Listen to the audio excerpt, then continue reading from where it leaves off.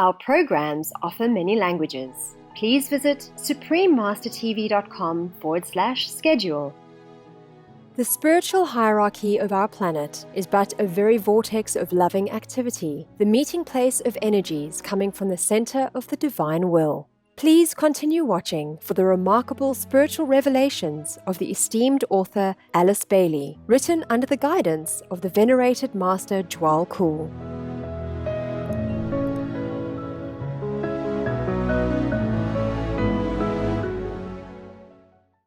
Welcome, benevolent viewers. I'm Grace.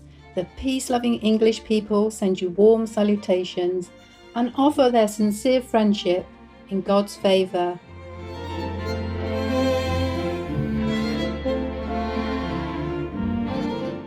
Welcome to Christ's Unique Occasion, from the Reappearance of the Christ by Alice Bailey on Words of Wisdom. Alice Bailey was an extraordinary British-American esoteric author of the 20th century.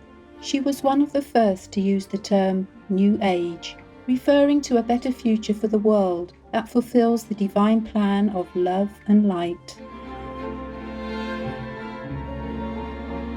Born in 1880, Alice Bailey in her youth was a devoted Christian who later developed an extensive knowledge and practice of theosophy. In 1919, at the age of 39, she began a spiritual journey of inner telepathic communications with the great ascended master Djwhal Khul, also called the Tibetan or Master D.K. Over the next 3 decades, until the end of her life, the master thus transmitted ancient teachings of the ageless wisdom to his chosen disciple, which she diligently recorded as 19 books. In addition, Alice Bailey wrote other profound books on her own. In 1922, Alice Bailey and her husband Foster Bailey founded the Lucis Trust and the Arcane School to offer the teachings and meditation guidance to the public. The non-profit Lucis Trust is still active today and continues to publish Alice Bailey's works, including free e-books for people to study in this special period of our planet. Today, we will continue with a selection from Alice Bailey's Chapter 2, Christ's Unique Occasion, from her book entitled The Reappearance of the Christ. More intriguing interpretations are offered with further details around Lord Jesus Christ's last words and days, with which future possibilities for humankind could be realized. Chapter 2, Christ's Unique Occasion, the World Today. The significance, the intention, the purpose of it all, and the comprehensive divine idea as it existed in the mind of the Father, dawned upon his soul, not on his mind, for the revelation was far greater than that. He saw still further into the meaning of divinity than had ever before seemed possible. The world of meaning and the world of phenomena faded out, and esoterically speaking, he lost his all.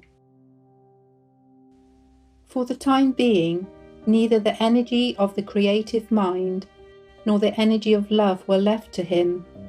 He was bereft of all that had made life bearable and full of meaning.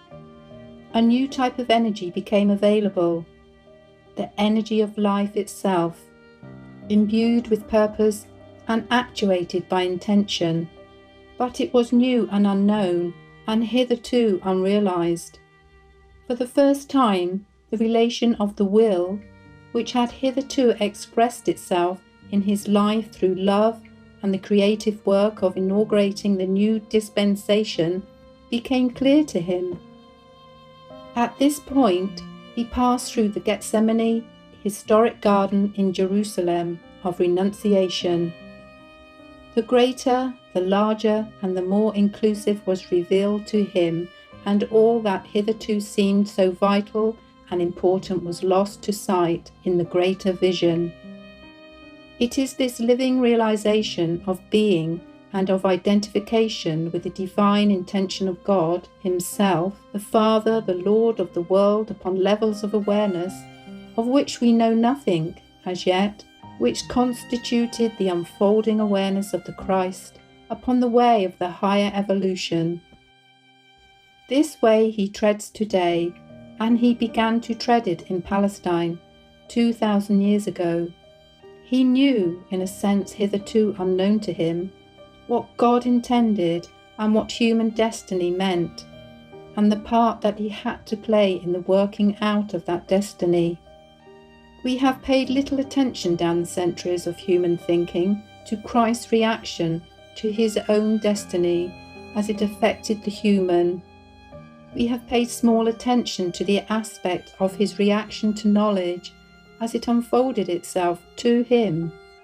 We have been selfish and grasping in our reaction to His work and sacrifice.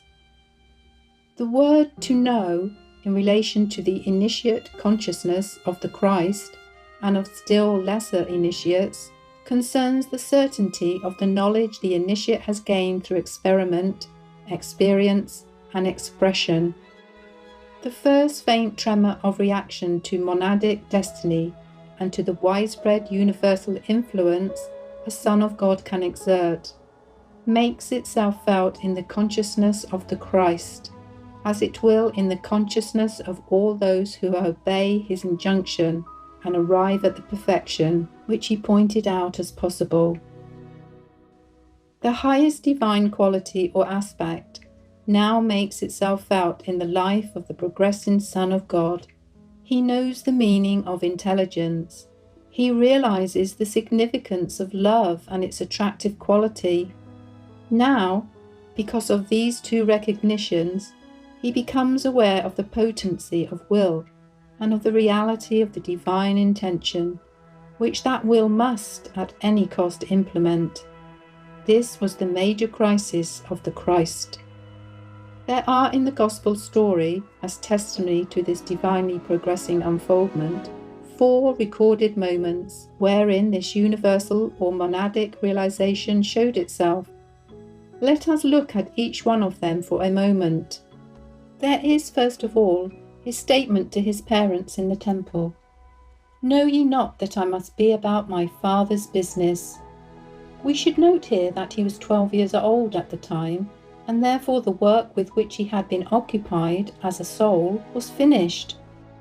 12 is the number of completed works, as witness the 12 labours of Hercules, another Son of God.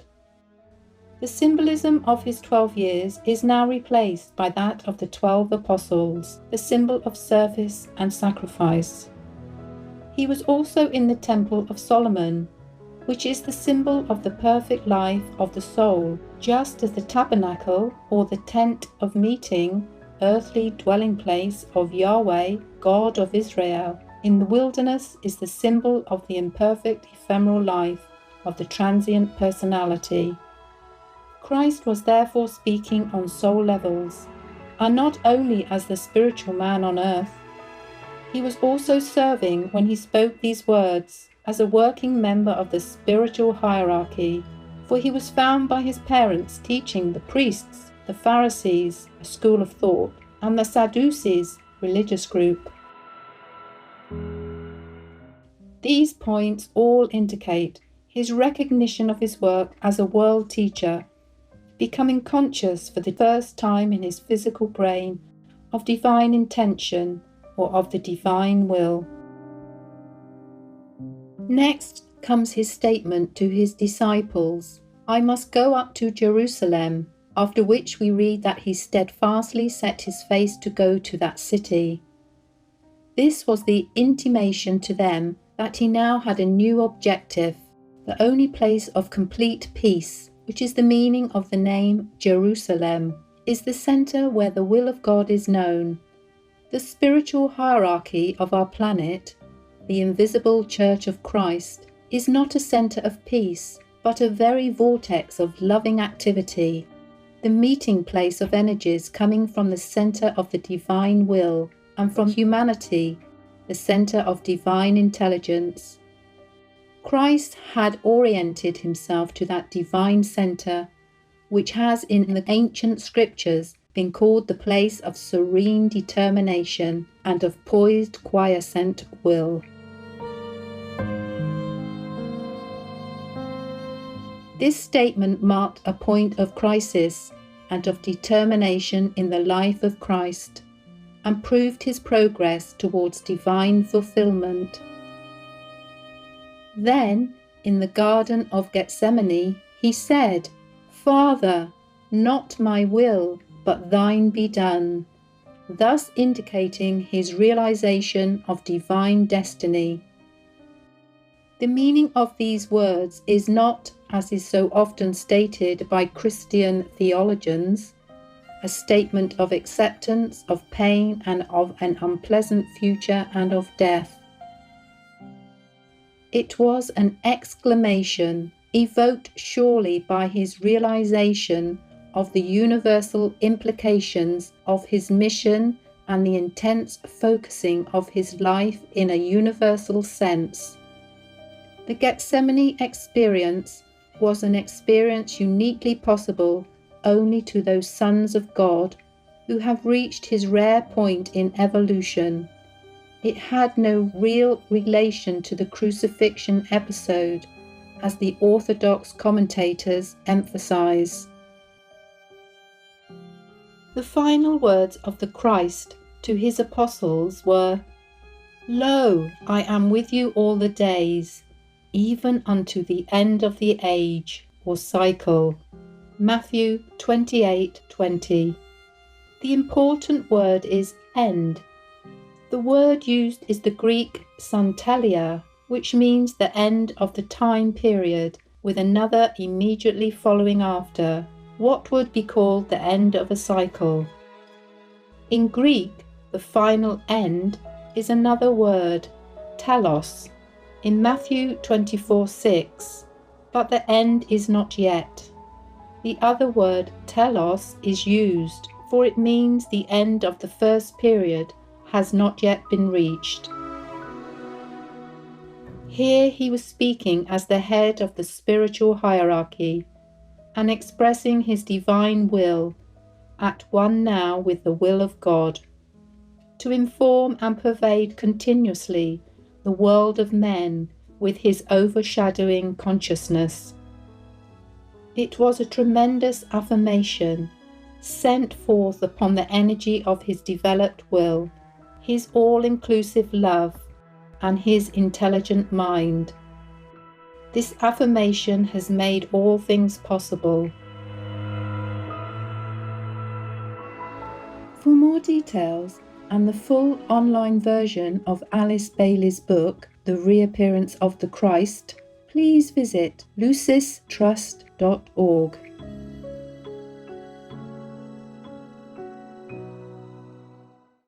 Saintly viewers, we appreciate your kind presence for today's Words of Wisdom, entitled Christ's Unique Occasion, from The Reappearance of the Christ by Alice Bailey, Part 2 of 2. Coming up next is Electric Planes, the future of aviation, right after noteworthy news. Please stay tuned to Supreme Master Television for more constructive programming. May your life-cherishing nature inspire many more souls in following God's will, in the Divine's blessing. Our programs offer many languages. Please visit suprememastertv.com/schedule and suprememastertv.com/WOW. Nos programmes offrent plusieurs langues. Veuillez visiter suprememastertv.com/schedule et suprememastertv.com/WOW. Nuestros programas ofrecen varios idiomas. Visiten suprememastertv.com/schedule y suprememastertv.com/WOW. Naše programy nabízejí více jazyků. Prosím, navštivte suprememastertv.com/schedule a suprememastertv.com/WOW